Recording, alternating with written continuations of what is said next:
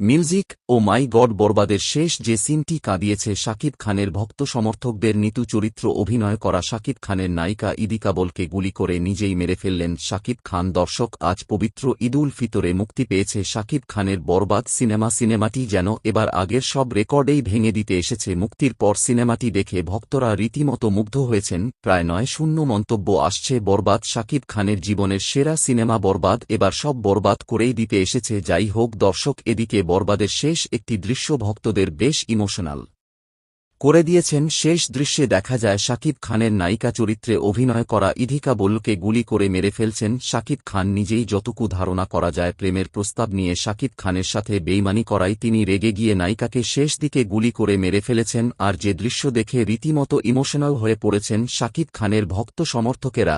music